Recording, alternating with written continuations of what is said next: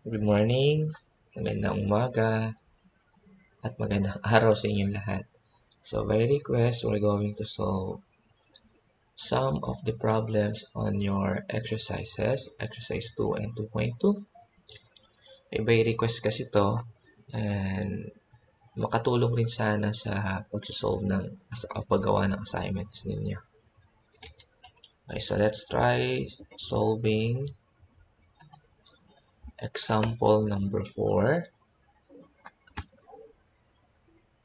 Number 4, we have or find y prime. So again, y prime is your dy over dx. So based on your on our problem, that y is equals to 3x plus 1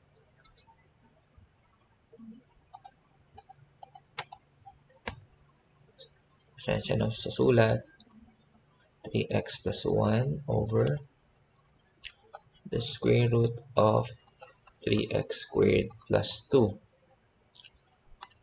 So ano ba yung mga importante kailangan malaman sa pagsagot ng problem? Okay, first, tingnan yung problem, tapos ngitian. Okay, bakit ko sinabing ganun ang gagawin? Kasi once na pagtingin nyo sa problem at naisip nyo na agad na mahirap, it follows, no? Yung brain nyo magbibigay ng magko-communicate sa mga muscles ninyo na ay mahirap yan. So pag gano'n nangyari, hindi na kayo magsusulat. Kaya what you're going to do is, ngitian yung problem para sabihin ng brain sa muscle ninyo na madali lang isolve. So parang lolokohin nyo lang yung sarili nyo. Short. Okay, joke. So second, pagka ngitian yung problem, try to compute mentally. Not the whole problem, but yung steps lang, kahit first, second, and third steps, kung ano yung gagawin ninyong diskarte. Kasi mahirap yung pagbigay ng problem, hindi nyo alam ang gagawin ninyo. So, look at the problem, tingnan nyo, ano ba yung first step, second, or third steps ko na gagawin. If you can reduce the problem to its lowest term, which is dapat ganun ginagawa natin, no? Because we are trained to do simplification, ganun muna gawin natin. Kasi mas masisimplify yung problem, mas madaling isolve. Okay, so by noticing on problem number 4, merong square root sa baba or may radical. So obviously, parang quotient rule, or not parang, ito ay quotient rule because we have u and v. Based on the formula, we have a numerator, we're going to name at u, and a denominator v. So by recall, the derivative of u over v with respect to x is equals to v times the derivative of u minus u times the derivative of v over v squared. So yun yung magiging quotient rule. So again, by looking at this problem, yung v naka-radical. So wala kasi tayong pinag-usapang radical sa formula. But we know in algebra, if we're going to recall, radical can be transformed into exponential. So paano ba ginagawa exponent yung radical? Having an exponent which is a fraction, it means radical siya, or vice versa. Pag merong radical naman, pwede natin siyang gawing exponential by writing the exponent as a fraction. So 1/2 y. Kasi yung radical na to, we have an index of 2. Ito yung pinaka-index niya. Ito yan eh. Pag walang nakasulat, square root, means 2 ang index. So yun yung magiging denominator. Tapos, itong radicand, naka-quantity yan, quantized, naka-raised to exponent of 1. Kung walang nakasulat, kung meron man, let's say merong quantity raised to something, yun yung nagiging numerator. So, yun yung pinaka-process. From exponential to radical, radical to exponential, and vice versa. So, yun yung pagsisimplify natin. Sabunin ko na muna ulit. Okay, so from radical to exponential. From radical to exponential. Okay, so let's now solve problem number 4. So, wala na tayong magiging problema. Na-simplify na natin. So, first step in solving differential calculus, aside doon sa technique, okay, tingnan natin as a whole. Okay, what do we mean as a whole? As a whole, sabi na nga natin, it is quotient rule. Okay, we have u over b. The derivative of quotient is v du over dx minus u dv over dx over b squared. So, once na nalaman na natin as a whole kung ano yung gagamitin formula, kukunin na natin yan or i-derive na natin from left to right. So, ganun gagawin natin. So, let's start solving it by getting the derivative of y. Derive na natin.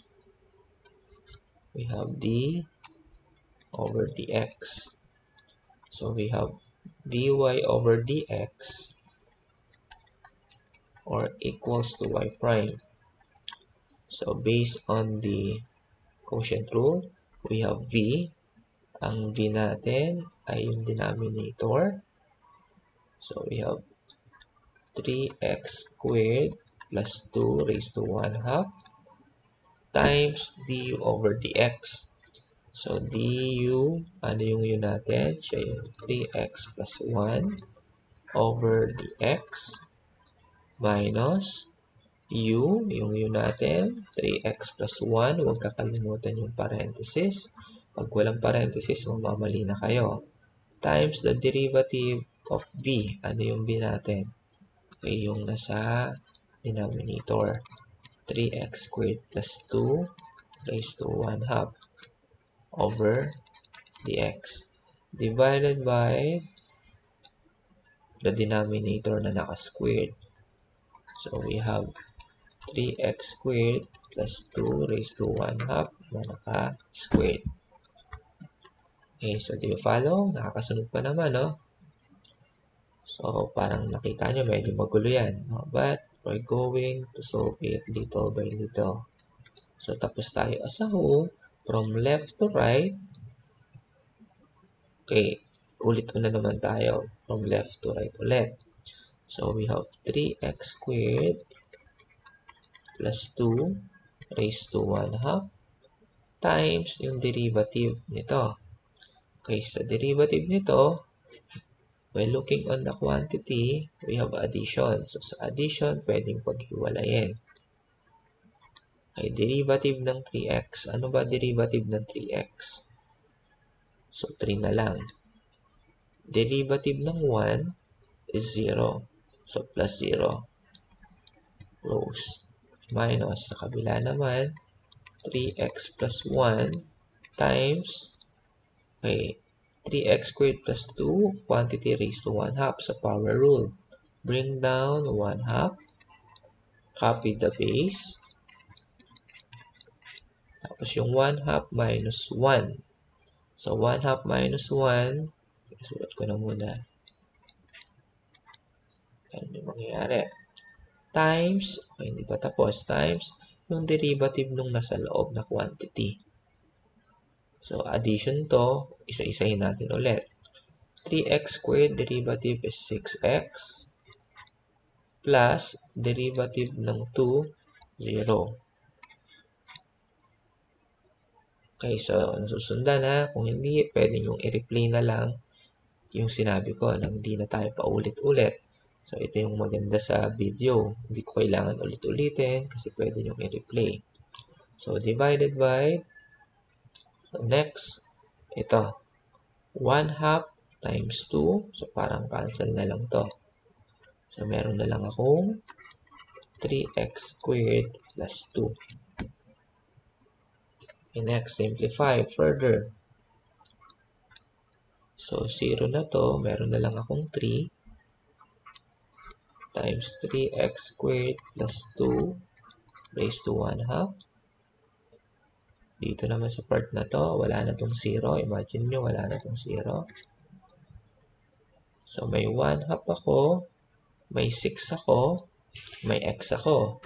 So, yung mga single term, lalagay natin kasi sa unahan siya para hindi makagulo. So, 6x divided by 2. So, parang ganun lumalabas. So, we have 3x na lang. Wala na to. Multiplied by 3x plus 1 times yung sumunod na 3x squared plus 2. 1/2 minus 1 is negative 1/2. Okay, divided by the denominator of 3x squared plus 2. Okay? So, simplifying further, kung ano meron sa numerator, i-factor out natin para mas maayos. Paano i-factor out natin?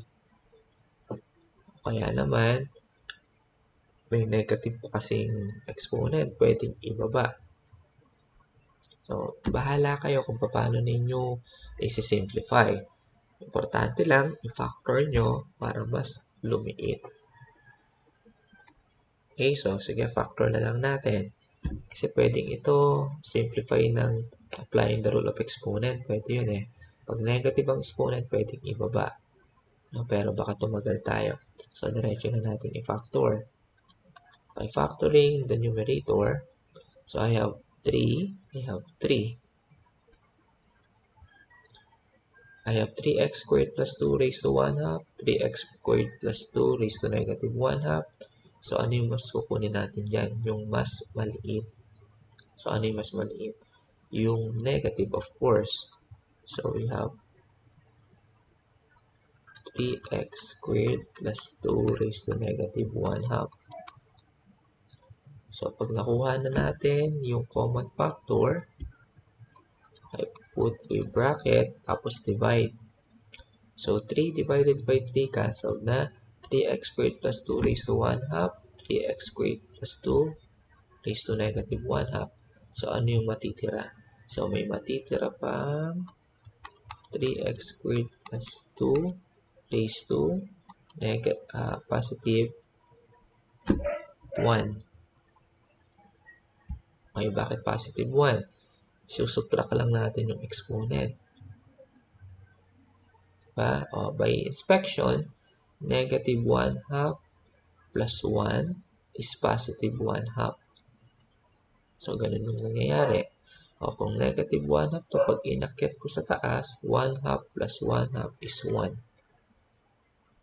So, ganun yung mangyayari, ha? Okay, next. Minus. Okay, 3 cancel. May matitira na lang na x no, pag dinivide. Okay, 3x plus 1. Walang 3x plus 1. So, write 3x plus 1.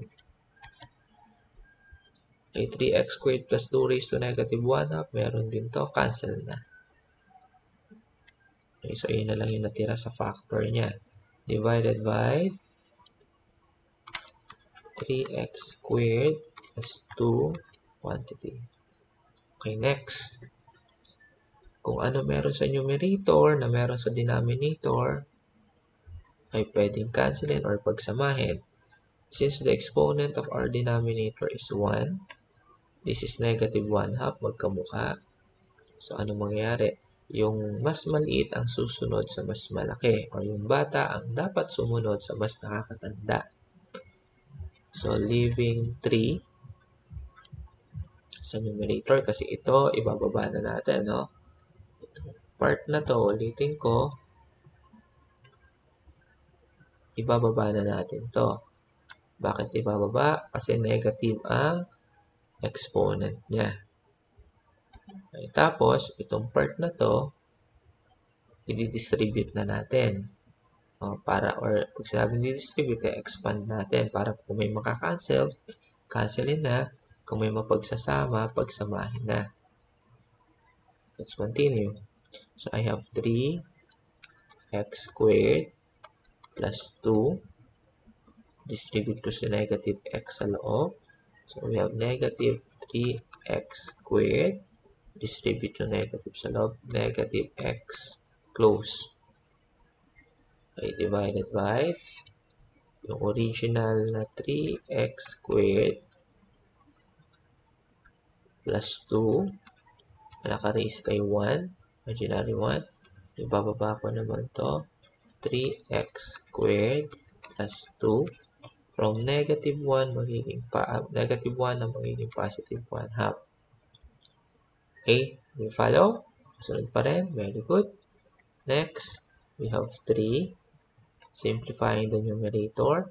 Cancel na si 3x squared. So, magkamuka. So, may matitira na lang na 2 minus x. Okay, divided by, okay, same base. Just copy the same base.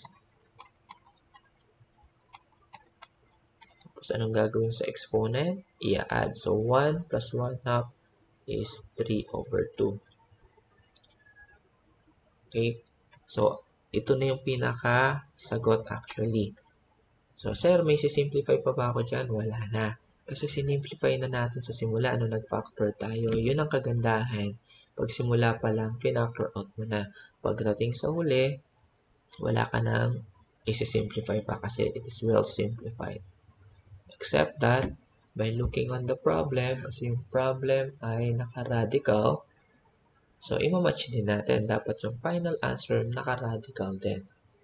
So, ibabalik natin sa pagka-radical. So, we have y prime is equals to, we have 3 times 2. Okay, sorry, ayusin ko lang. 3 times 2 minus x ay over, so radical, index yung denominator, kaya square root. Okay, we have 3x squared plus 2 raised to 3. So, this will be our final answer.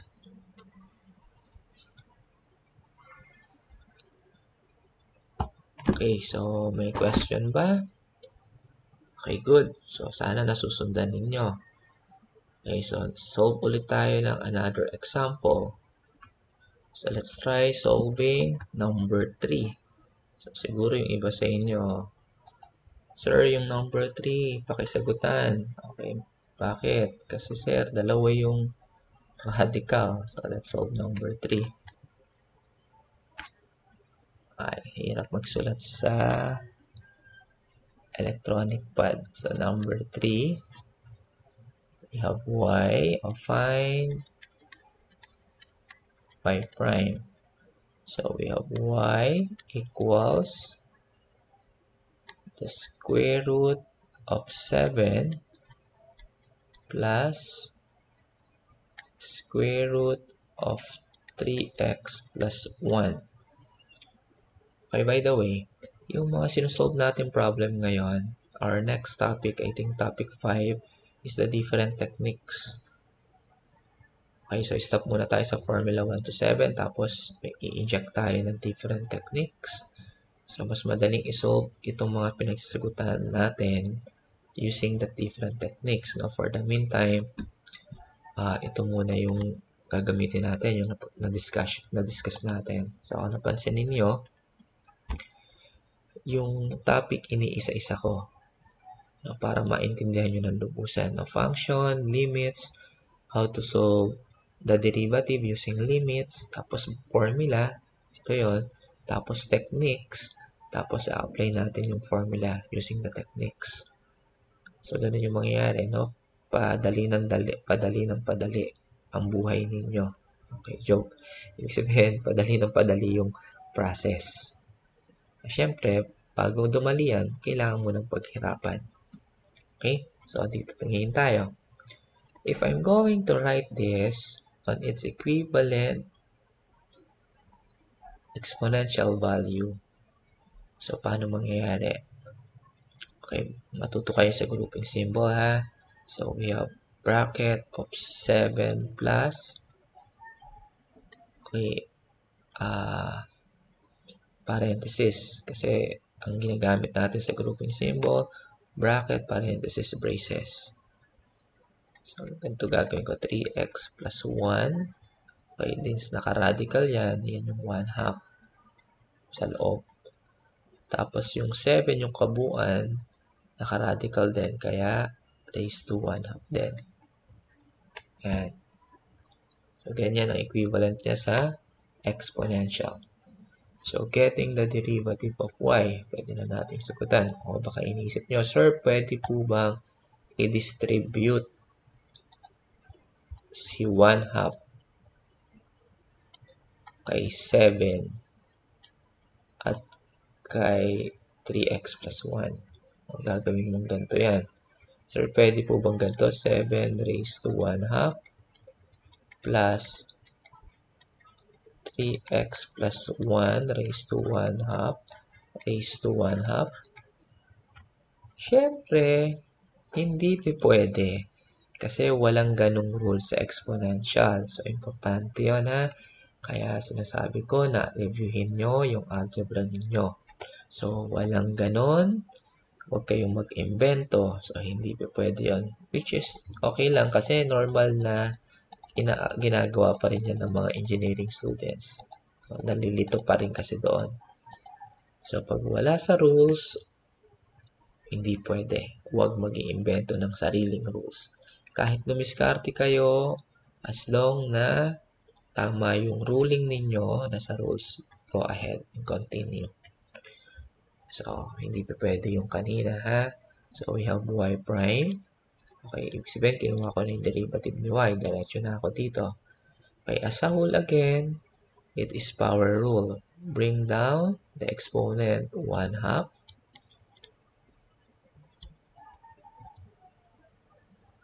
Okay, tapos copy the base. So, ano yung base ko? 7, 3x plus 1 raised to 1/2.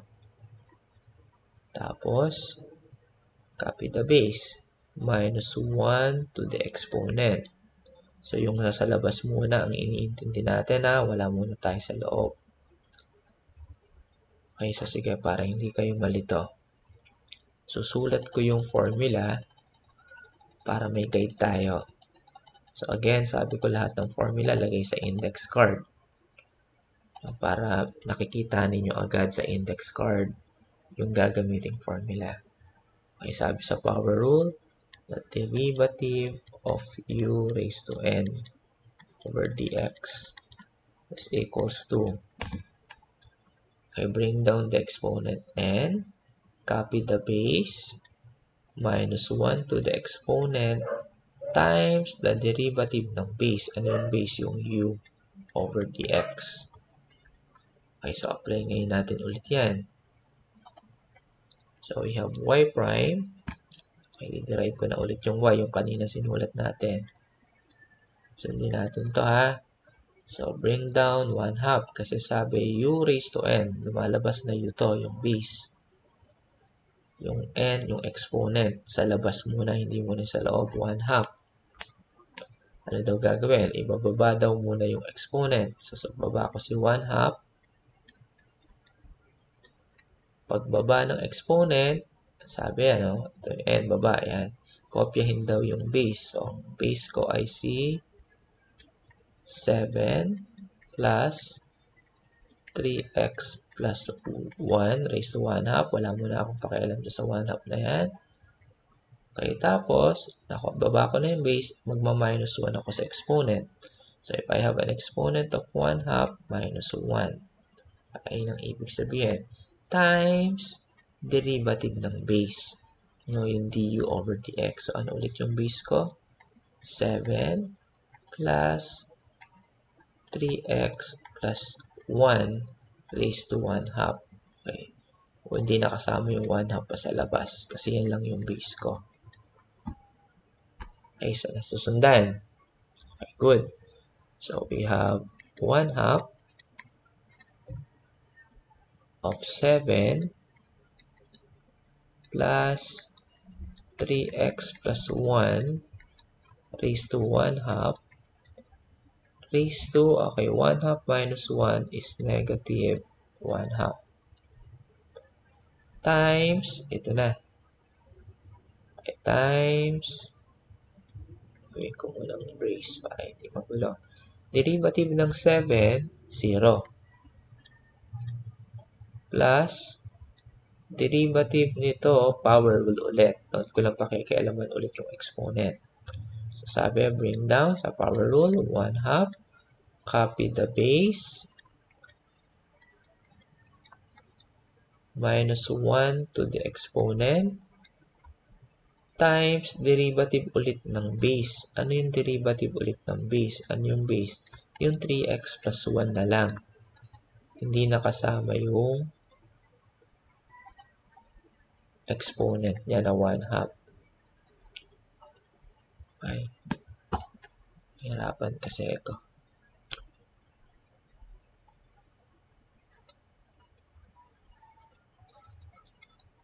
And, okay, so simplify natin ulit. So, we have 1 half. 7 plus 3x plus 1 raised to 1 half na naka-raise kay negative 1 half. Mamaya ibababa natin yung negative na yan. Times 0 is 0. So, I have 1 half 3x plus 1 na naka-raise kay negative 1 half din. Times ito. Derivative ng 3x ay 3. Derivative ng 1, 0. So, ibaba na yung dapat ibaba na exponent. Okay, ito isang buo to na naka-raise kay negative 1 half kaya ibababa ko yan. Itong 3x plus 1 na negative 1 half, negative din, ibababa ko rin. So, itong plus 0, wala na yan, 3 na lang. So, may matitira sa numerator na 3. Dito sa kabila, wala na. So, meron na lang ako sa numerator na ano ulit? Na 3. Yan lang yung natira. Divided by. So, may 2 ako sa labas. May 2 rin ako dito. Both nasa denominator. 2 times 2 is 4.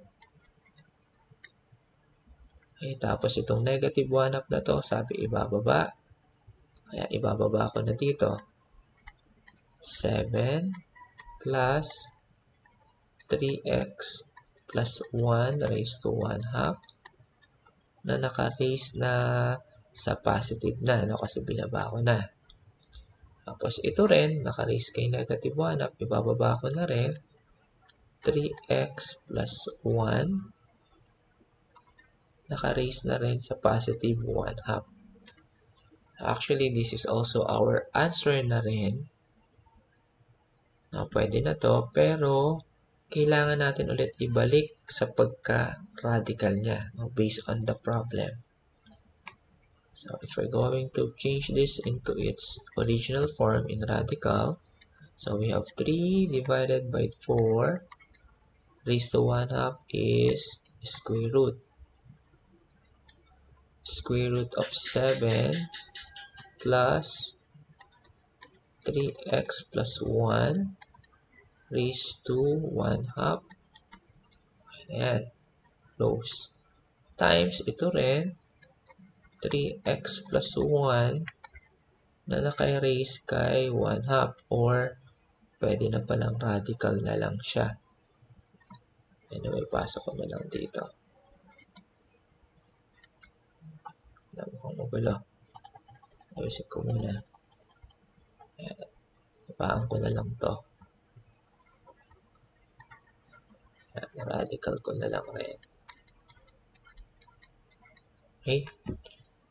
So, according sa rule din ng radical, if I have radical and radical, magkamukhang square root, pwedeng pagsamahin na yan sa isa. So, we have y prime is equals to, this is our 3, 4, isang radical na lang ang gagamitin natin. Yung una na 7 plus, yun natin bracket, 3x, gawin na rin natin radical. Okay, balik natin sa original equation niya. Plus, radical na natin to. Square root, parang yung problem kanina, 3x plus 1 times ito rin. Wala na yung radical na to kasi yung radical na to at radical na to pinagsama na natin isa. So times 3x plus 1. So yan na yung magiging final answer.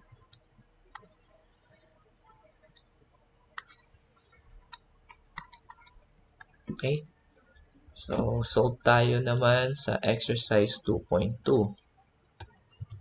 Exercise 2.2. So, isip kayo ng gustong sagutan. Okay, so let's try solving. Mukha namang madadali, no? Kasi itong part na to, nasagutan nyo na to.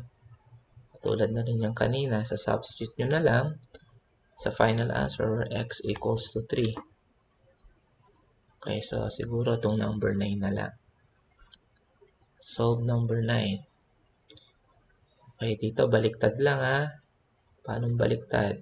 Ang dependent variable ngayon natin ay x.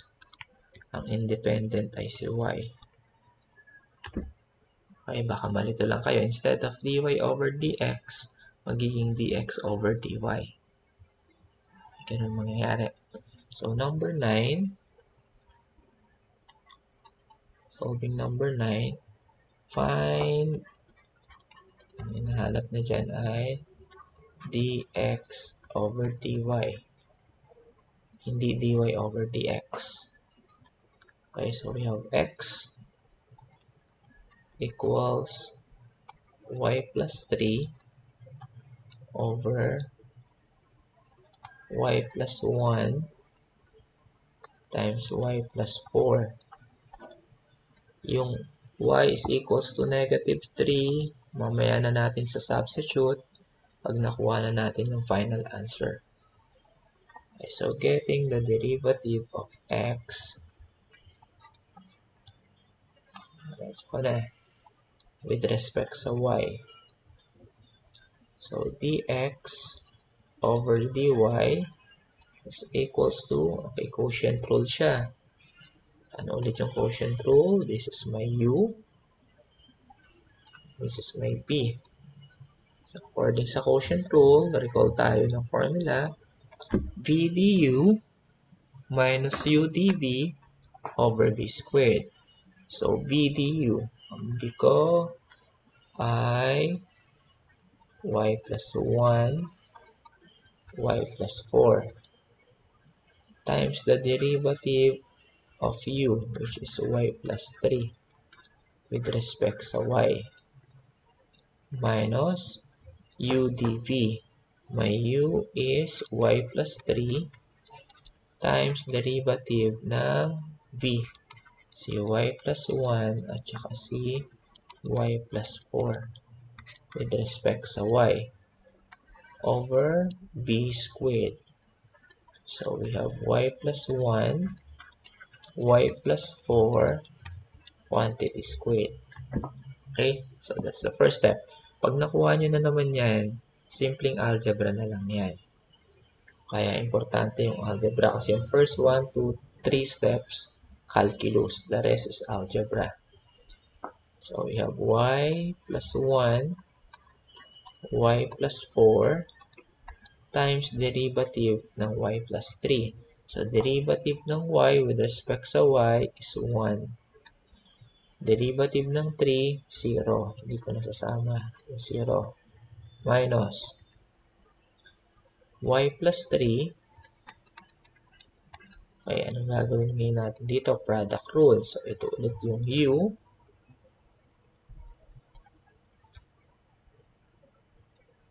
Ito yung v.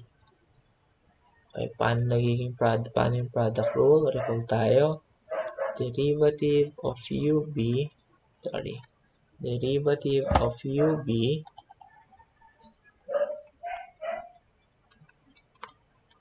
over x is u dv over dx plus v du over dx. So, yun yung magiging formula. Okay, so balik tayo rito. Yung u ko ay y plus 1 times derivative of b. Derivative ng y plus 4 over dx plus v du. Ang b ko ay si y plus 4 times the derivative of u, si y plus 1.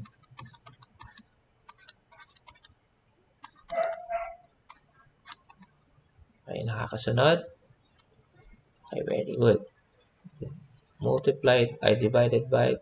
So, itong si 2, yan.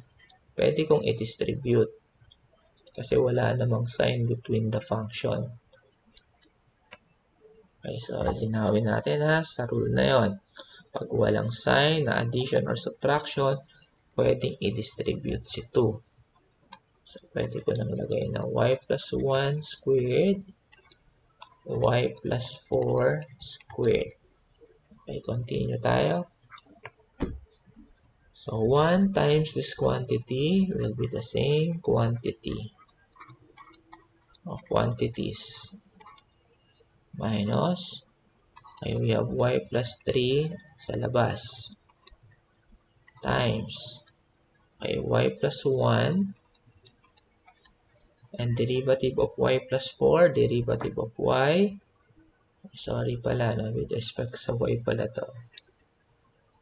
Sanay kasi tayo. So, derivative ng y with respect sa y is 1. So, hindi ko nasasama yung 4 kasi 0 siya. Plus, y plus 4. Derivative ulit ng y is 1. So, yung derivative ng 1, 0, hindi ko na rin sinama. All over y plus 1 squared, y plus 4 squared. Okay, simplify muna natin to. Tapos tingnan natin kung may mapafactor tayo. So, as is ang denominator, wala muna tayong gagalawin. So, we have y plus 1. Okay, algebra na itong ginagawa natin. Y plus 4 minus y plus 3. Okay, next factor natin or distribute. 1 times this is still y plus 1. Plus, ganun din, no? Times 1, y plus 4. Divided by y plus 1 squared, y plus 4 squared. Okay, huwag niyong i-expand muna to ha.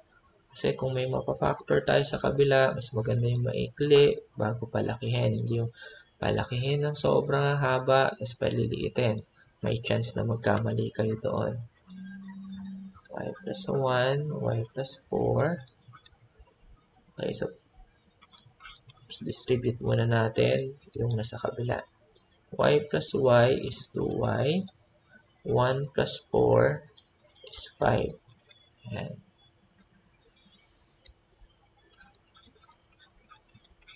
Squared y plus 4. Okay, so by inspection, may common ba ang first term at ang second term? Okay, wala. So, sir, pwede ko pa bang pahabain to? Okay, pwede naman. Tapos, kung may maka-cancel, maka-cancel. Okay, so try natin. Let's expand the numerator. Y times y using FOIL method is y squared. Y times 4 is plus 4y. Tapos si 1 naman times y plus y. Si 1 multiplied by 4 plus 4y. Ay, plus 4. Okay, FOIL method lang yung ginamit ha. Yung negative, sulat nyo muna negative. Ikulong muna natin bago distribute si negative para hindi kayo malito. So, y times 2y is 2y squared. Y times 5 plus 5y.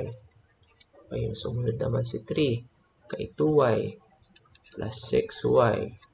Si 3 kay 5 plus 15.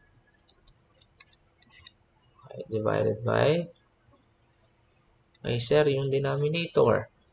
Okay, huwag nyo nang expand to kasi multiplication to eh. Wala namang sign between. So, useless lang pag pinahaba nyo, tapos paliliitin nyo rin sa huli. So, just write the same quantities.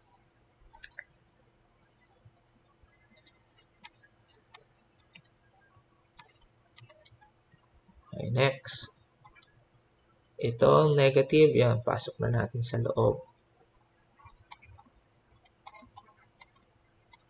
Susulat ko muna lahat, ha.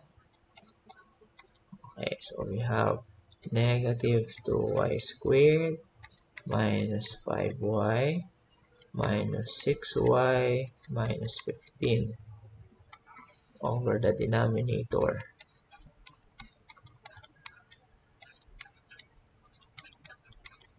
Okay, next. So, tayo dito sa kabila. We have, ano tayo? dx, dy pala. Tika ko na naman makalimutan. Equals. Okay, si y squared at si negative 2y, cancel na. Magiging, may matitira pang negative. Ayan.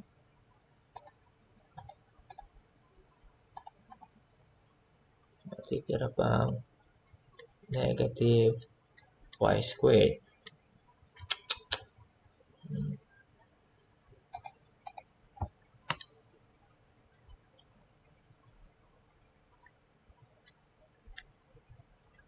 Okay, next. 4y plus y is 5y minus 5y. Cancel na siya. Okay, may matitira pang negative 6y minus 6y. Next, we have 4 minus 15 is negative 11. Okay, divided by y plus 1 squared times y plus 4 squared. Okay, so yan yung final answer. Pero, kailangan pa rin nating ayusin or linisin. Yung negative kasi na to, pwedeng ilabas yung common na negative para lahat maging positive na mas maayos tingnan. Ayan. Over y plus 1 squared, y plus 4 squared. So, hindi pa tayo tapos kasi we need to substitute the value of y. If y is equals to negative 3, so dx over dy is equals to negative of 3, negative 3 din pala to, squared plus 6 times negative 3 plus 11 divided by negative 3 plus 1 squared times negative 3 plus 4 squared. So, isa-isahin natin. So, negative sa labas, negative 3 raised to 2 is positive 9.